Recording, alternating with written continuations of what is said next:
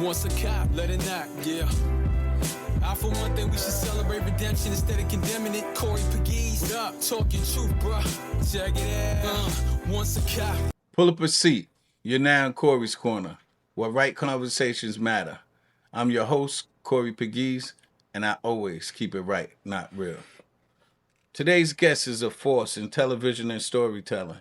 Born in New York City and raised both in Harlem and Far Rockaway, Queens, Markuann Smith is an actor, producer, and showrunner who built his career from the ground up. After earning his degree at Morgan State University, he worked behind the scenes at BET and MTV before moving in front of the camera with appearances in Juice, Poetic Justice, The Dave Chappelle Show, and VH1, to name a few. But it was a promise to his godmother that fueled his greatest passion project, bringing the story of Harlem legend Bumpy Johnson to life. After nearly 18 years, both executive producer and stepping into the role of Junebird, his vision has elevated history, blended culture and scholarship, and earned critical acclaim. He's proof that determination and authenticity can change the game. Please welcome my brother, Markuann Smith. Welcome to Corey's Corner, baby. Oh man, I'm finally here. You know you had to pull up. Yeah. But before we get into it, let me just shout my sponsors out. Sponsors of today's episode of Corey's Corner is powered by Corrupt Mob MC, Brotherhood, Community, and Strength on two wheels. From the opening road to giving back, Corrupt Mob is more than a motorcycle club. It's a family. Respect the ride. Corrupt Mob MC. And Vodka, a smooth, refreshing drink. It's a smooth fusion of premium vodka and tequila. Whether you're celebrating a win or just enjoying the moment, Vodka brings a fire to every occasion. Drink responsibly and taste the mix. Vodka.net. Yo, man, sponsor, this is some good stuff, man. It's smooth, man. Welcome to Corey's Corner. Salute. Tastes like Poland Spring, baby. Yo, Aunt, you heard that, right? Okay, let's get into it. Happy you here, man. Thank you. Let's start where it all began. Growing up in Harlem and Far Rockaway, Queens. So I'm saying from Harlem to Hollywood, baby. Yeah. You know, Hollis to Hollywood, Harlem to Hollywood. Yeah. What moments or stories from your childhood mold the storyteller you've become today? Oh man, I think that's a good question. It started off like, Harlem and Queens is two different. It's like night and day, right? And Harlem was more fast, it was more flash, it was like everybody in Harlem was getting money. Then moving out to Far Rockaway, Queens, if you know about Far Rockaway, it's like the last stop on the A. Yes, Fall asleep on that iron horse, you wake up on Mott Avenue, right? You might wake up with your chain off, your shoes off, whatever. And when I tell people about Far Rockaway, it's not Rockaway Beach, right? Don't get it twisted. It's Far Rockaway. There's two different Rockaways. Rockaway Beach, you got the surfers and everybody's out there drinking Macallan.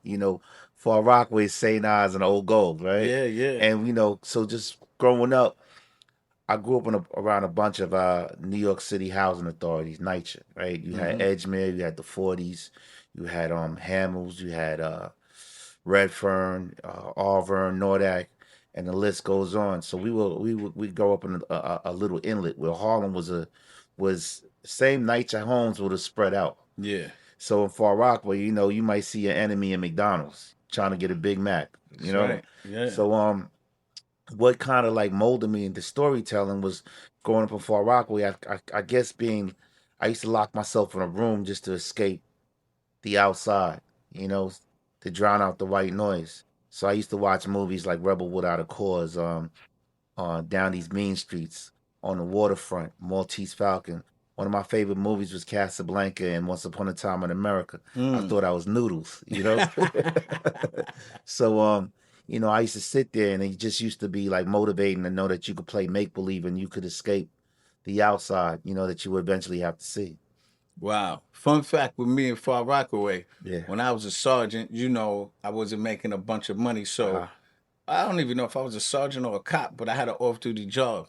in Ocean Village, OV. Wow. Yeah, they had a security booth out there. Yeah, so they had me Wow. security booth. Wow. And they was knocking on that window nonstop. Yeah. And I used to be like, yo, I'm here for the check, man. I'm not going out there with these monsters. Yeah, I mean, Far Rockaway, you know, it's known. They don't even like to consider themselves Queens.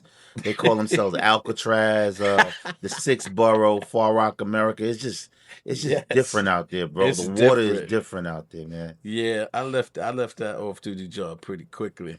So a lot of people don't know Favre MC, the legendary #1 act who put Uptown on the map. Uptown music label where Puffy started off. He made his mark in hip hop. Yeah. How did watching his career? I know you was a roadie. You roadie with Tupac. Yeah. Tupac was your man. Yeah. You was with everybody because Favre MC was like the #1 rapper when he was at his height. Like how they running around with him? Well, you know, Father used to work at Kentucky Fried Chicken. So they used to call him the Chicken Man, right? But he used to be, you know, dudes from every project would come try to battle him, and he would go through the back door and get busy. I mean, he was the man. He'd come outside with flour all over his uniform and just start eating motherfuckers up, right? Wow. But at the end of the day, he would throw on a silk shirt, his Bally's, and we would hop the A train and we would go to like the new music seminar. Right. You know, things of that sort. We would just share 40 ounce together, Chinese food with the red cups, you know what I'm saying? The red cup. Yeah. And we would just talk about our dreams, man. And my brother, you know, he always had me under his wing because I was in and out of Spofford. I was in DFY for your audience. Spofford, for the people that don't know, that's a juvenile prison in New York City. It was a juvenile hell in the Bronx, right? Mike Tyson was there. You know, I actually was incarcerated with the Central Park 5. Right. So I was there when they came through. You know, big shout out to Raymond. All of them. Raymond, Yusuf, you know, Corey. And my brother didn't want to see me keep going down that road, man. I remember being in Spofford. I was in B2. And I thought I was tough. I was like, what, to the counselor? I was like, yo, I'm from Far Rock. He said, you know what? You from Far Rock? I'm going to put you in E6 with Guzman. Now, Guzman was the Spanish guy. He killed his whole family. I think his name was, I forgot his first name. But dude used to drink bottles of shampoo. So E6 was where the crazy people went. Right. And I was like, Ma, I got to come home. You know what I'm saying? I got to come home right now. Like, you know, this dude drinking Head and Shoulders over here, man. You know what I'm saying? Yeah, that's crazy. But that's... But, you know, it was a time, man. And then, you know, I went to Lincoln Hall. In Lincoln Hall, that was you know, you had Piers, you had Tryon, you had Harlem Valley, you had all these juvenile facilities that once you left Spofford, it was like a training ground. And my counselor, he said, I'm gonna give you a book to read. If you read this book, I'm gonna allow you to go home on a furlough. And I read this book called Man, Child, and the Promised Land by Claude Brown. And that just changed my life because Claude Brown was a kid like me, confused, didn't know what he was doing. He was addicted to drugs. He was from Harlem, and he changed his life and became a Pulitzer Prize winning, I believe it was a journalist. Wow. So when I came home, my brother was like, nah, no more of this for you. And he took me on the road. And when I went on the road, I was a roadie. And for your audience, a roadie is the first one off the bus, last one on. I did all the grimy work, you know. Everybody all had the women and everything of that sort. I was carrying coffins. Coffins is the coffins that the 1,200 turntables come with, right? And I met a good friend of mine who's no longer here. He was a roadie for Digital Underground. His name was Tupac Amaru Shakur, right? And Tretch was a roadie for Latifah. Right. So we were all in this little roadie world together, man. And it was amazing just to be in a tour bus and be able to travel the country and just see different things and see different opportunities and meet different people. Can you tell the audience what that encounter pre-Tupac that we know? Yeah. How was he, you know, how did it influence your outlook on the industry? Well, Pac, you know, this whole West Coast, East Coast stuff, I knew Pac because he was from the Bronx, right? And grew up in Baltimore and moved out to the Bay Area. I used to go to Marin County in the summertime and hang out with him. And the Pac I knew was just a brown kid trying to achieve his dreams, man. We used to Right. sit on a tour bus and drink Cisco and Mm-hmm. talk about how we want to hear our voice on a record or see our face on a big screen. You know, we were just trying to achieve the American dream by what we thought the American dream was. You know, Pac hated doing the Humpty dance because he used to have like a Tarzan thong on, you know what I'm saying? Doing the Humpty They dance. had a, So they he had hated that and a they blow up wild them doll, out. you know, and a blow up doll. But he was like, yo, watch, I'm gonna come out with my album. And he came out with that Tupac list, you know, and it was ever since then, he got me in the movie Juice. Right. Yeah, I was a day player. I got chased by Samuel Jackson Mm-hmm. in the arcade, Right, right, And right. it's so crazy with Juice. Ernest Dickinson was the director, and he became a director on Godfather of Harlem, Wow. And we talked about that, Yeah. So I really do miss Pac. I mean, I wish, he would have been probably about 54 right now. Yeah. He really had got a chance to live and just have kids and achieve his wishes and his Right. goals. Yeah. So just for the audience, you hear what Markuann Smith is saying. Check this out. Markuann Smith, executive producer, creator, Godfather of Harlem. Tretch, legendary lyricist, MC from Naughty by Nature, and Tupac, which is arguably, top two, top three MC Yeah. ever. They were all roadies, and he told you what the roadies are doing. They doing all Yeah. that dirty work, and they had a dream, and pretty much all their dreams came true, and only one, Tupac, is not Yeah. here to bask in the glory of his dreams, but I'm pretty sure you carry his legacy around. So look, walk us through how the Godfather of Harlem came to Oh be. man, it started back. Because 18 years is Yeah, nuts. it was. It started back in 2000. My godmother, Margaret Johnson, she lived in Lenox Terrace, 470 Lenox Terrace. And if you know about Lenox Terrace, right? Lenox Terrace is one of the most affluent places for African Americans to live at in the 60s. Mm-hmm. I even believe in the 50s. You had musicians that lived there. You had athletes that lived there, politicians. Charles Rangel, Percy Sutton. A lot of famous people lived there. And every Sunday, I used to go up to my godmother's house, and she'd be like, "Baby, just bring me some rye bread with mustard and beef tongue." And I was like, "All right, I'll go get the beef tongue, the rye bread, and the mustard." And I would sit up there, and she would tell me these magical stories about Harlem. And her apartment was like a museum. It looked like the Schomburg because she was like kind of like borderline a hoarder. She kept so much memories and memorabilia, right? Mm-hmm. She had Bumpy's chessboard, all kinds of things in her apartment. But to backtrack, she used to tell me about all these magical stories about Harlem, how she used to walk out of a tenement building and smell fresh laundry hanging out the window, or walk past the Apollo on 125th Street, look up and see James Brown's name on the marquee, or walk past Sugar Ray Robinson's shop and see his pink Cadillac, look inside the barber shop, you may see Nat King Cole waiting to get a haircut, walk by somebody's stoop, you hear Sam Cooke coming through a transistor radio. Mm-hmm. But she also told me about how African Americans migrated from the South trying to escape Bull Connor's water hoses and his dogs. Mm-hmm. Regardless if you went to D.C., you went to Newark, you went to Philly, even Harlem, you were still faced with the same tumultuous times that was happening in the South. Right. So to do something as simple as go purchase a hat at a store, the store owner may say you need to put a plastic bag on your head before you can put on this hat because I don't want my hat, to touch your scalp because Right. you were African American. Or father, for example, he worked 5 days and he wants to take his family out for a steak dinner. They had a steakhouse up in Harlem where the owner may say you can't eat with the rest of the patrons, but you know what? You could take a plate to go. So she used to tell me all of these things, but she also told me about her grandfather. So her grandfather, he's a Geechee Gullah. He's from Charleston, South Carolina, and he migrated up here from the South to New York. And the streets know him as Bumpy Johnson. His name is Ellsworth Raymond Johnson. Right. But he didn't come up to New York to become a gangster. He actually came up here to become an attorney like Malcolm X.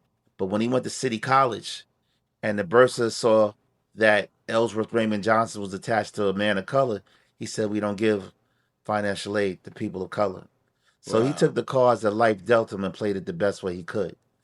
He was the first African American that sat down with the the the the individuals that started this thing called our thing, La Cosa Nostra, the mafia.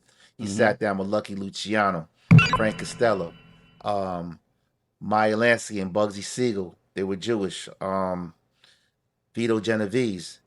He was part of this whole circle, and they didn't look at him as a nigga. They looked at him as a smart, intelligent black man because he read Shakespeare, he read Nietzsche. He was the type of person.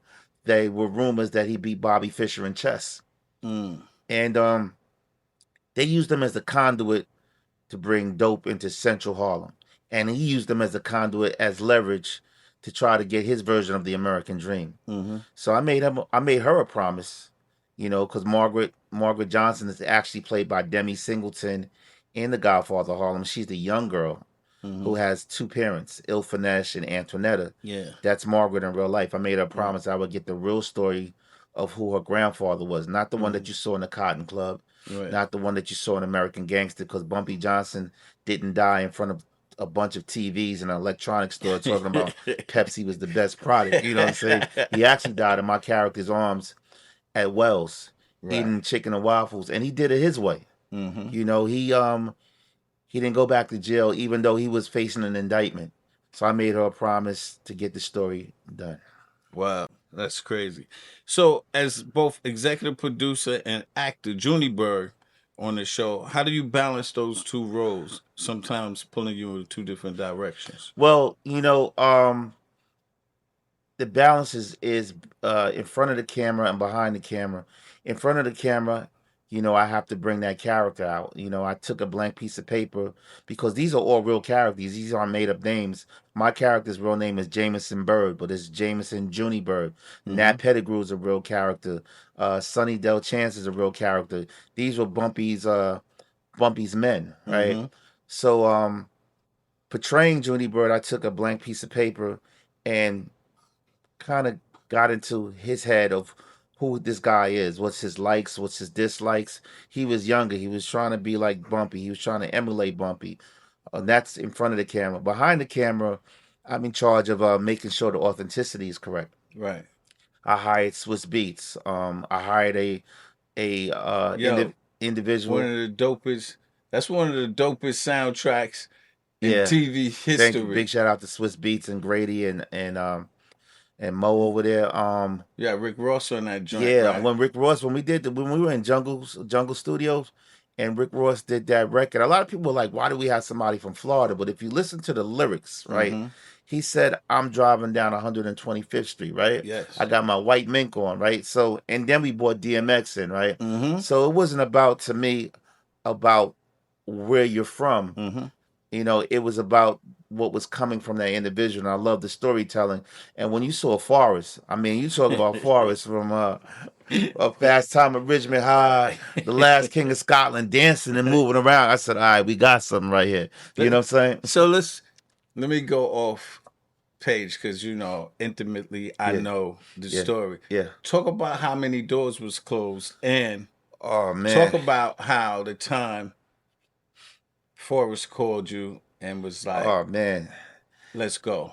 So to your audience out there, to sell a TV series is not easy. Okay?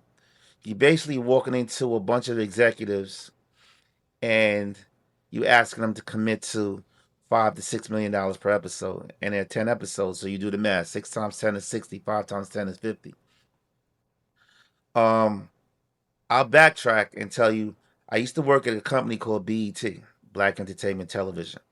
And I was working there for 16 years. I didn't really like that, but I had to work there because I got in trouble in 2000. Yeah, I was still getting in trouble and I could have went away on vacation. But thankfully, I didn't go on a vacation. I didn't have any timeshares, anything going on. They gave me probation, but I had to get a job. So I was working at BET just frustrated, like, they tell you it's a sky's the limit, but there's a glass ceiling, right? Right. And I used to leave my cubicle and go audition and have my boss say, "Where's your black ass at? You ain't back at it's 1 o'clock." I said, "I'm gonna fuck this motherfucker up at 3 o'clock. We gonna see each other, you know." And then they used to, you got your colleagues. Why does he wear a fur coat? Why does he drive a convertible car? How come all these entertainers know this guy? Who is this guy? And I became comfortable. So fast forward 2016, Viacom finally they already merged with BET, but they did the big merger where it was no more BET HR, it was no more BET Finance, it was just Viacom, and they let go of a lot of people. It was so crazy that they sent grief counselors down to DC for everybody that was working there. I mean, you Right. had people working there since Teen Summit, Right. sending their kids to college, Mhm. paying mortgages. And I was one of the individuals they let go. And I remember, I hope my ex boss is watching this. That dumb motherfucker told me. He said, "I need you to come to a team meeting on Friday." You know, anybody tells you to go to a meeting on Friday, something's about to happen, right? So I walk into the room, and I see my boss, his boss, and the head of HR. So his boss is trying to be very polite, you know. "Hi, Markuann. It was such a pleasure. You've been here for 16 years." And he jumps in. "Oh, basically, they don't need you no more." I'm like, wow. And for 16 years, they gave me $4,000 in severance. Wow. $4,000. That's it? And I had to figure it out. Right. And that's when, my mind started spinning. I was like, I got to get this story done. So I met my producing partner, Jim, through a good friend of mine's. He's like my uncle, Bernard Alexander. Bernard introduced me to Jim Atchison. Jim spoke to me on the phone. I said, "Hey, Jim, I got this story about this guy named Bumpy Johnson." And Jim's like, "Yeah, I know who Bumpy is." He said, "Let me put you on the phone with my guy, Jay Cohen over at Gersh. This is an agency." Mhm. So I'm sitting down talking to Jim and Jay on the phone. "Oh yeah, this sounds like a great limited series. It can be done. It's amazing. I think we could do something." Jay stopped calling, but me and Jim stayed in touch. All right. Jim said, "Hey, me and my wife Joanne and my son Luca, we're flying into to New York, and it was about 4 days before Christmas. How about we meet Margaret?" I said, "All right, cool." So I bring Jim, Joanne, and Luca, and they're Italian, amazing people, up to Margaret's house in Lenox Terrace. And if you know Margaret, Margaret is like, "Markuann, who the fuck are you bringing up here? The feds? You're bringing these white folks in my house?" I'm like, "Margaret, chill." Yo, they're going to be able to help us get this story done. Right.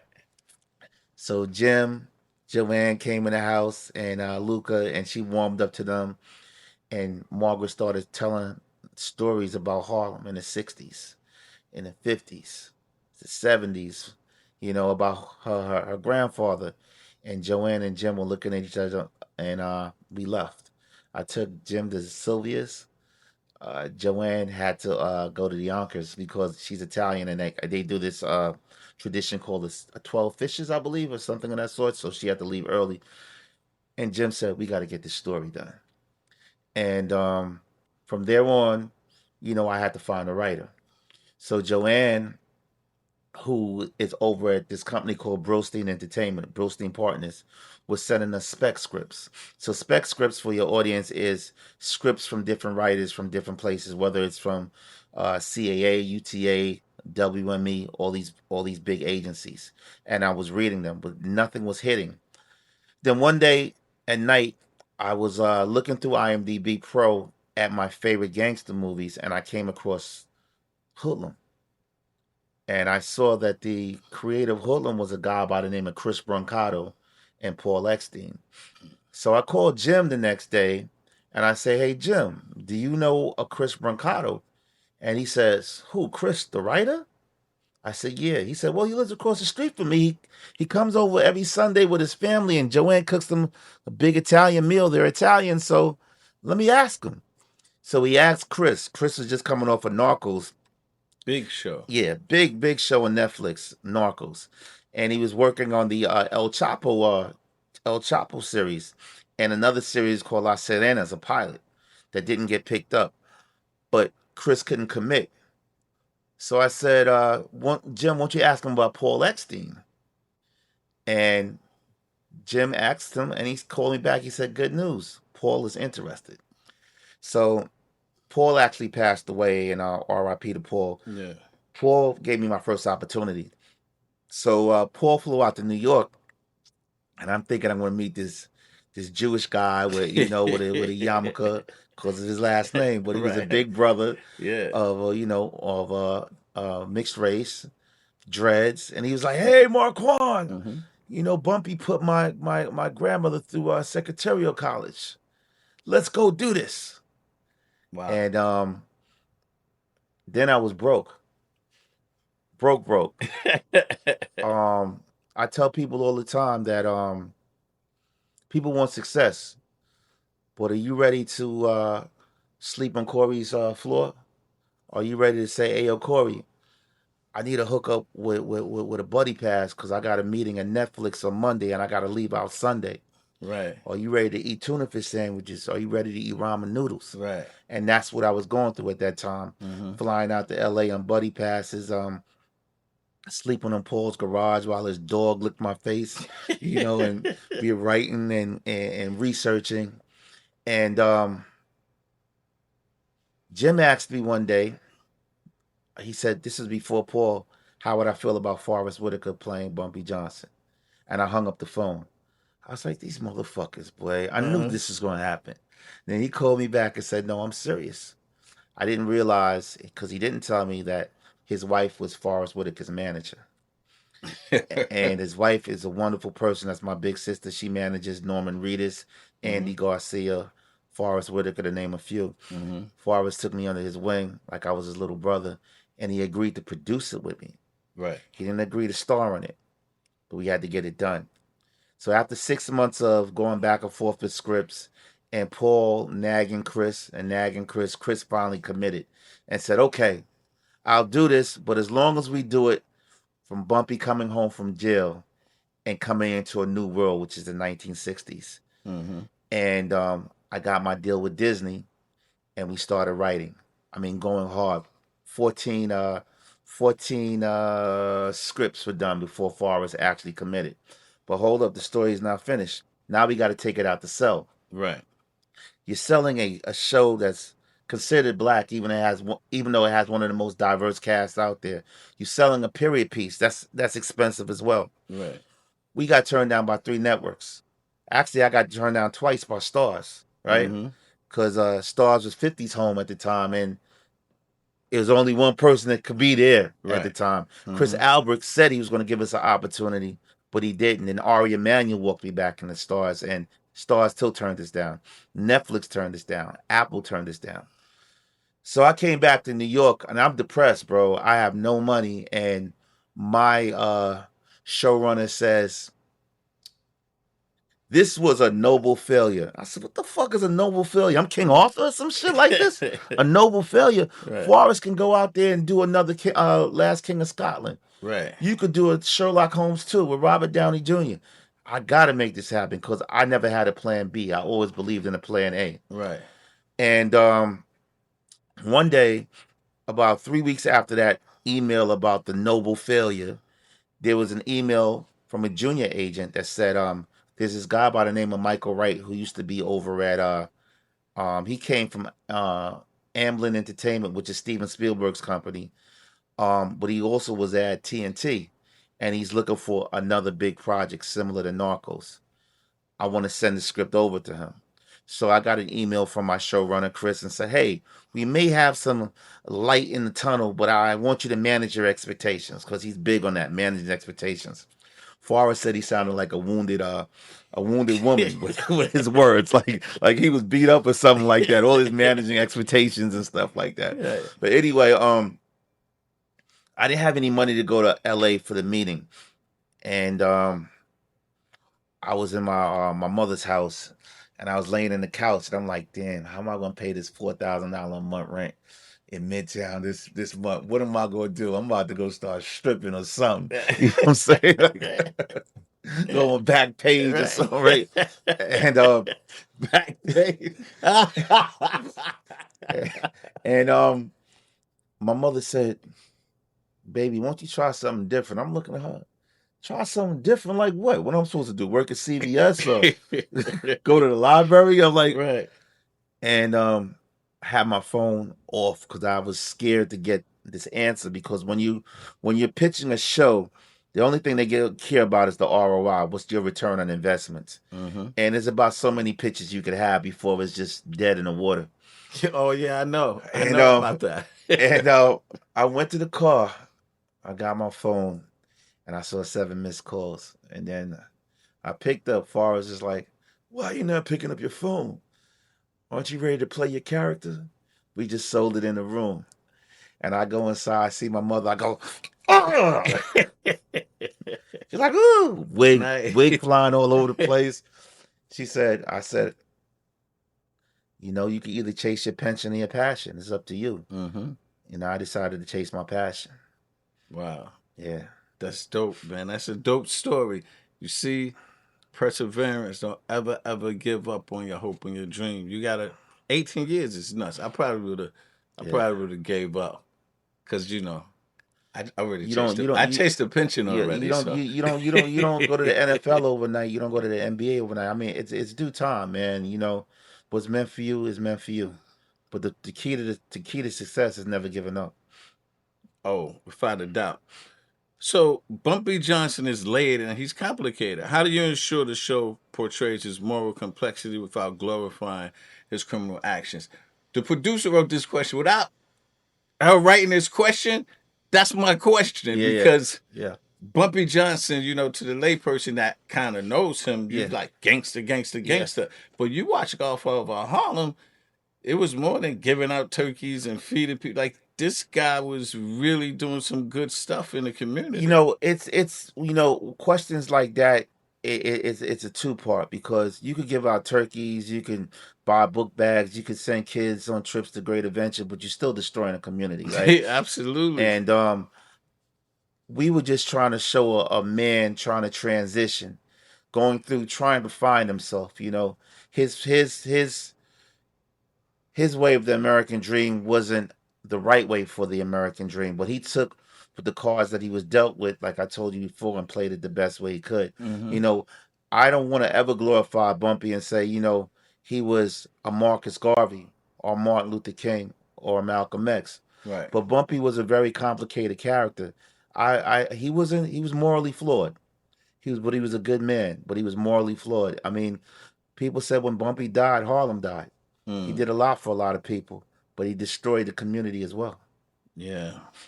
So season 4, it introduces new tensions. Frank Lucas, Black Panthers. How do you decide which historical figures to include and how much to fictionalize? Well, history always repeats itself, right? So even with season 1, right, the Ferguson riots is the Harlem riots. The juxtaposition of two worlds is still there.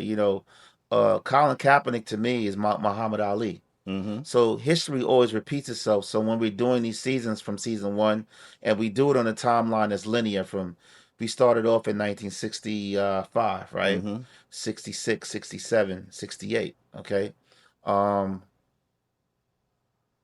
Doing these seasons, you see that history will definitely repeat itself. Mm-hmm. Malcolm just died in 1966. Right. MLK will be dying in 1968. Right. Bumpy dies in 1968. Mm-hmm. A lot of things have happened between when Bumpy came home to when he passed away. Mm. And I made a mistake. It was 1963 that we started season 1. Season 1, 1960s. Looking back at the series, what's the one moment in writing or production where you said, this changed everything? It had to be season 1 because you was looking. When y'all got to deal with it, a couple of seasons, or y'all just had the first season? We just had first season. We going season by season because our show is so expensive, and we're not in an Amazon universe. Right. You know, we're not the marvelous Miss Mabel. You know what I'm saying? Where you can get $6 million and put on some Mary Poppins dresses and hop around. You know what I'm saying? We're not that. We're not Yellowstone. You know, it's like, you know, we're the Godfather of Harlem, and I still don't understand to this day that this is not an urban show. You know, and I asked one of the head of business affairs what makes this urban. They couldn't answer because Harlem is just a word. You know, Harlem is just the word. We have one of the most diverse casts. We have Paul Savino. You got Bo Dietl on there. Bo Dietl, like, you know, a former NYPD cop. You know, we have such, and I think he's a horrible actor. By the way, sorry, Bo. It's horrible. Yeah, and yeah. You making me laugh, bro. Stop it, man. Bo is cool as hell. You know what I'm saying? But he could be cool. I just don't think he can act. Yeah, no. I get you. I totally understand what you're saying. You know, tomato. You know. And listen, working alongside someone like Forrest Whitaker, you must be like a sponge. You got to be a sponge. You already told me you like his little bro. What have you learned as both from an actor and a producer from him? I'll tell you, man, as an actor, first of all, I had to audition for my own role. You know, that's gangster. I had to audition. I was promised something that didn't come through, and instead of me acting like the ignorant word, I just bit my tongue. Me and Forrest were running lines all summer. I got called back like 7 or 8 times by Meredith Tucker. And being the fact that I didn't have New York credits, you know, they were like, well, we want to put you here. Forrest wasn't so happy about that. So they put me in on a 0 day. And on that 0 day, the studio called in and said he looks good on the dailies. And they had to fly down the studio and the network, and they renegotiated my deal. So I come from a place of adversity. I come from a place of potholes. Like every time I think something is going right, it's going wrong. You know, it's sort of like my car, right? Yeah, Damn low pro tires. I fight for real estate every day on the show. Like it's a very competitive sport. You know, I'm thankful as a producer I was able to bring in people such as Whoopi Goldberg. Right? Yes. And Whoopi, when I was at her house, said, Markuann, I would love to do this show. Just make me a badass. And I brought her to the table where she was able to be on the show. I'm thankful to be able to bring in a Professor James Smalls as the person that's been able to authenticate and make sure that we do everything as correct as possible. Right. From the way Muslims carried themselves to even the historical facts. I'm thankful I was able to bring in Swiss beats, you know? So I know my capability of what I did as a producer that other producers weren't able to do because they didn't know our culture like that, to be honest with you. So being an actor and a producer, it's 2 different lanes, you know? So I understand the fact of the matter. I mean, it was really kind of like traumatizing. I'm like, yo, I was promised something, now I got to go back and do it.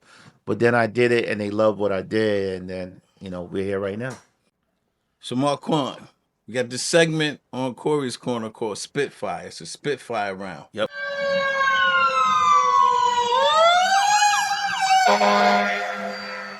I'm gonna ask you some rapid fire questions just for 1 minute. Yeah. And I need 1-word answers or yes or no. Okay. If you have to expand on 1 or 2 questions, fine. But for the most part, I want you to just be like, boom, boom, boom. Got you. Rapid fire. You ready? Let's go. Harlem legend you'll have dinner with, dead or alive. Harlem legend I will have dinner with, dead or alive. Bumpy Johnson. Yeah, I already do that. 1 book everyone should read. Man, Child in the Promised Land. Music or politics? Which one is the bigger influence on the Godfather of Harlem? Music or politics? Music. Got you on that one, huh? Music. Forrest Whitaker in 1 word. Amazing. Guilty pleasure TV show. Don't say Godfather of Harlem neither. Guilty pleasure TV show. First 48. I like that shit too. But they all snitches, man. I'll be waiting for them to get to 72. I'm like, yo, somebody can't find something. I want to get to 96, like. Most underrated actor today. Most underrated actor that I think is Don Cheadle. I was expecting you to say me. And I read these earlier. Okay. Coffee or tea? Neither. Okay. If you weren't producing, you'll be Maybe in jail. favorite role you ever played? Favorite role I ever played. Favorite role I ever played. I was in a short film called A Good Day to Die. And I forgot the character's name. It was my first. I was with Rob Morgan, and I played a kid that was going through so much in one day, from his best friend getting killed to getting kicked out the house to getting evicted. It was one of my favorite roles because it really dived into stuff that I went through as a kid growing up. So you must be getting a lot of work. You can't even remember. You can't even remember some of these shows that you was on. Thanks for participating at Spitfire. Appreciate it. That brings us to the end of another Spitfire round. Before we keep going, I want to pause for a moment to remind listeners, if you haven't picked up my book, Once a Cop, it's out now everywhere. Books are sold, Barnes & Noble, Amazon, all over the place. If you're more of a visual learner, the book was adapted into a feature documentary and is streaming on Hulu and Apple TV. And we're going to turn this into a TV series. That's my word. That's later in the question, man. When we skip that. It's all good. Yeah. So both take you behind the headlines. Don't believe, when you Google my name. Read the book, watch the movie, and executive producer over here, one day we'll have a television series. Now, a word from our sponsors. Get ready, New York. On Saturday, October 18th, it's time to lace up and show out at the second annual MS Strong Sneaker Ball. Join Angel Hearts for Hope Foundation at the Rochdale Village Community Center, 169-65 137th Avenue in Jamaica, Queens. Doors open at 5:30 p.m., and we're bringing together fashion, fun, and purpose, all to raise awareness for multiple sclerosis. So throw on your flyest sneakers and finest attire, because this night is all about stepping up for strength, hope, and community. That's Saturday, October 18th, the second annual MS Strong Sneaker Ball, presented by Angel Hearts for Hope Foundation. Peace and blessings, love and light, everybody. This is New York City Public Advocate Jamani Williams, and you're listening to Corey's Corner, where he always keeps it right, not real. Okay, you've been open about your own personal story. You sat here and told us about juvenile facilities, probation. Yeah. How does that shape the way you tell stories about people in conflict with society? I mean, I think everybody deserves a second chance and a second opportunity, man. We all have same 24 hours, right? I tell people all the time, there's no bunk beds in the graveyard. And when I say no bunk beds in the graveyard, I mean if the Grim Reaper call you tonight, don't call me and tell me it's our time to go. Nah, motherfuckers, your time to go. You know what I'm saying? So we have to include me in your don't include me in what you got going on. Ain't no bunk beds or you know what I'm saying? Man. Hey, I like to always therapeutic mattresses, nothing. It's for you, I like to always say, honestly, this is my go-to funeral speech if I'm speaking at a funeral. The H train is pulling up. Everybody in this room, pastor, everybody is pulling up. Yeah. You just don't know which H train is coming. Yeah. It's gonna be the red one or the blue one. Yeah. So you better get your shit together now. Absolutely. Is that red train? You can't be like, nah, I'm catching the next one. No. Nah, buddy, it's coming right now. Yeah. I tell people that all the time, man. Go for yours. Don't let anybody tell you or persuade you. Don't let anybody be a dream killer. Because a lot of people, they are dream killers just because they weren't able to do it. Mm-hmm. You know what I'm saying? They say that you can't do it. Yeah, you mentioned Man Child in the Promised Land, and that films were an escape for you. Yeah. How do books, I know that you read a lot of books. Yeah. How do books and cinema continue to shape your work today? Because that's history. You mean that's something that I can go back on and just, books definitely like Barnes and Nobles is like that's my solace. I go in there, man. I go crazy. That's how you found Yeah, my book. You exactly, was just man. in Barnes and I was just in Noble. Barnes and Nobles, and I saw Once a Cop. I was like, oh, this book looks dope, And I like to read because reading is really fundamental in how you live your life Mm-hmm. and how you move in life.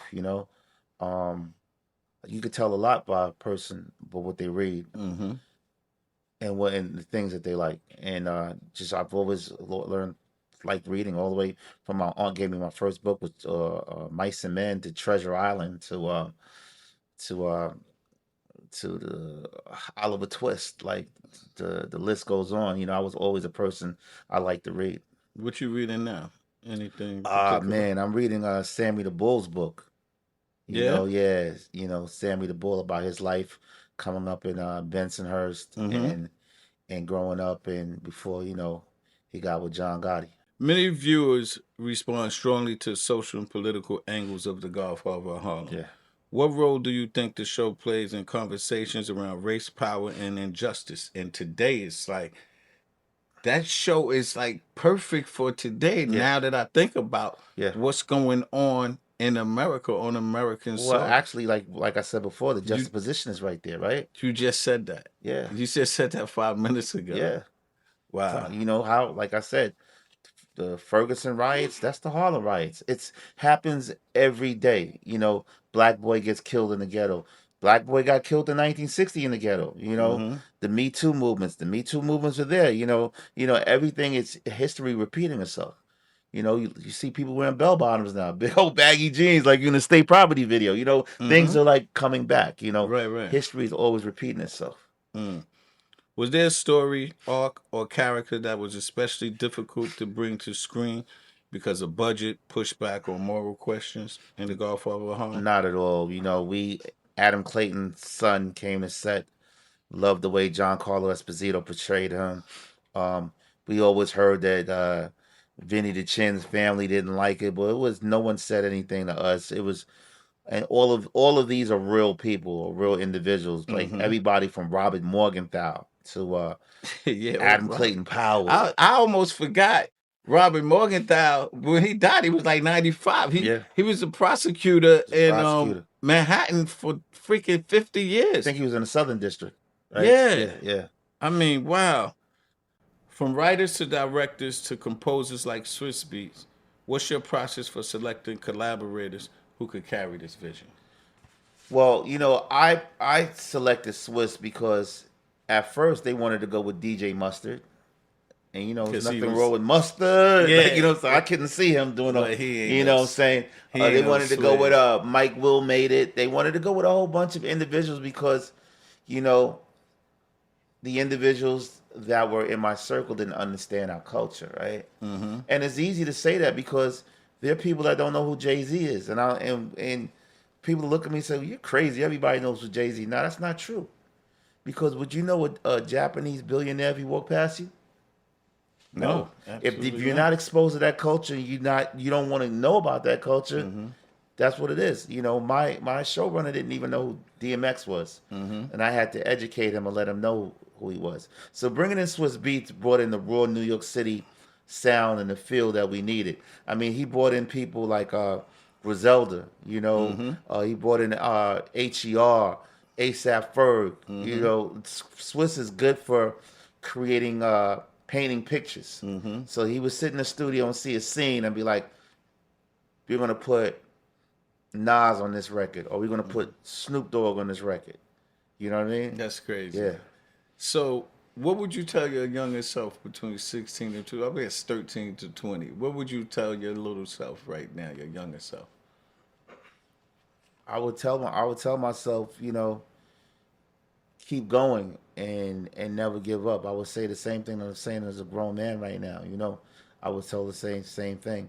I could have made different choices, but I think the choices I made really helped me in the path where I'm going right now, because if you don't have a journey or a story, your story is boring. I mean, reading your book, Once a Cop, you came from we come from the same place.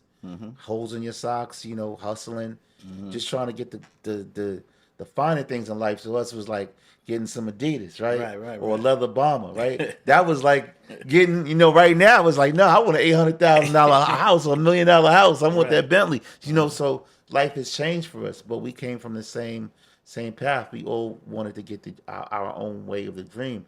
And now, when I read your book and saw that you went to the Army, and the Army was the way that you were able to escape all of this, right? And be able to come back and better yourself. That's what helped me, you know, reading books and working at BET and be able to start creating and doing films. So, mental health and trauma are part of your story. How do you see that reflected in your art?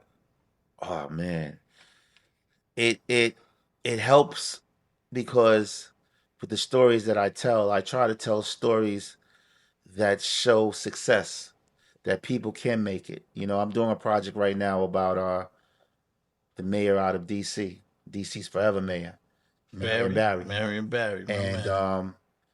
you know, Marion Barry was in a corrupt mayor. He was a mayor that was complicated and morally flawed. He wasn't a Kwame Kilpatrick. He didn't have a stripper found in his mansion dead. Matter of fact, Marion Barry didn't have a mansion. He died broke. Yeah. With a couple of years older Jaguar. You know what I'm saying? So these people have different choices to make, you know. And I like to tell stories of people who never gave up, who believed in themselves, who fought the system. Yeah. I was actually just in DC with Kwame at a convention. Oh, wow. Yeah. Outside of Godfather of Harlem, what's one project you're most excited about right now and why? Project Divine City that I'm working right now, showcasing DC from 85 to 90, the whole capitalism, socialism, Reaganomics, telling about a city that's divided. You're going to have the streets in there? Of course. But the streets is not The Wire, right? Right. There's two things. The streets could be politics as well, right? Yeah. So when you're looking at shows, like when I looked at The Wire, right, and you look, I think they got 8 seasons. Like one season was about the docks, one season was about the media, one season was about education. I can't get through the docks, though. Yeah. It's boring. Yeah. I stopped. But you know, it's not always about the streets, right? Right. I think we as a community have to understand that, you know, we love to see those street stories, but I love to see real stories. You know, I know what happens when you sell drugs. You're either gonna go to jail or you're gonna get killed. So when I watch stories like that, I'm like, I know what's gonna happen. You know what I'm saying? I want to see, you know, people who can get away from the streets and turn their lives around. Dope. If you could pick one legacy or message you want Godfather of Harlem to leave behind for future generations, what would it be? To look at the only African American executive producer that's still here, other than Forrest Whitaker, and my journey of never giving up, always believing in myself, and leave your fingerprints in time, man. You can do whatever you want to do if you put your mind to it. And if you knock an opportunity's door and it doesn't open for you, go to Home Depot, buy some lumber, and build your own door. So before we wrap, is there anything else you'd like to share with our audience that we didn't cover? No, I mean, stay tuned for season 5. That's coming soon. We're gonna make an announcement. I just recently, I'm working with TPS Studios on a good project. Divine City is definitely coming. I'm very excited about it. Just did a movie called Sin with Queens native Luke Steffens. What up, Luke? My brother, Luke. Amazing guy. He has a company called Second Chance. You know, looking forward to maybe working with 50 one day. I heard that 50 is a real fan of my show, Godfather of Harlem. So if you see this, you know what I'm saying, I like your projects as well. And you know what? I did meet 50 back when I was at BET. Yeah. Yeah, we did an interview together, and he was like, "Yo, bro, don't never give up." You know what I'm saying? So I listened to you. You know, our writer was like, I'm meeting with 50. I know he's gonna buy this, and I'm saying, there's no better person in Hollywood to tell my story. Yeah. From Queens. Yeah. Same barbershop. I know him. And I told the writer, I told Ed, I said, Ed, he's not gonna do it. Well, you know what? So It's all good. Your project will get me told, and he's not the only person from Queens. I'm from Queens, Harlem and Queens. I don't even know Far Rockaway call itself Queens, but we gonna get this done. Once a Cop is a great book, and I'm not gonna lie to you, like it was a great read. I'm not just saying this because you're my friend, and just to see where you at right now, I brag about you every day, bro. Like you know what I'm saying. You know, people didn't even know you was a cop. You know, my boy Jamie Hector was like, yo, I saw this dude with a tattoo on his neck walking like this. Shout out Jamie. Shout out Jamie Hector. Jamie saw, everybody know Jamie is Marlo from The Wire. Jamie saw me, was like, you in charge? I said, yeah, this is my shit. Yeah. I run all of this. Let's go. You need to go home? Let's put him in the police car. And that shows you right there a different aspect of you can do whatever you want to do. It doesn't have to be in TV. You don't have to be an actor. You don't have to be an athlete. You could be a politician, law enforcement, a doctor. We got some stuff cooking. But where can people find you? You want to give like social media? Yeah, on social media you can find me at Markuann. That's at MarkuAnn on Instagram. My name is Markuann Smith on Facebook. And please stop asking me about casting because I'm not a casting director. Please, I'm begging everybody, stop asking me about casting. I got to pay SAG dues. Give me $4,000 for my SAG dues, then you know we could talk. Exactly, yes. Got to be SAG. Thank you for joining me on Corey's Corner. Your work proves that when you honor history, you create timeless art. Thank you for sharing that with us today. Yo, brother, you already know. The love is here, always and forever. Yeah, this is better than Mr. Rogers, baby. You sitting there with your leg crossed. It's a beautiful day in the neighborhood. That's Corey's Corner. My brother's here. Okay. For our listeners, if you found any value in today's show, please follow, subscribe, and support. This has been another episode of Corey's Corner. And always remember, keep grinding, keep pushing. And it's not where you start. It's always where you finish. I'm Corey Pegues. And I always keep it right, not real. Peace. Once a cop, let it knock, yeah. I for one thing we should celebrate redemption instead of condemning it. Corey Pegues, what up? Talking truth, bruh. Check it out. Once a cop.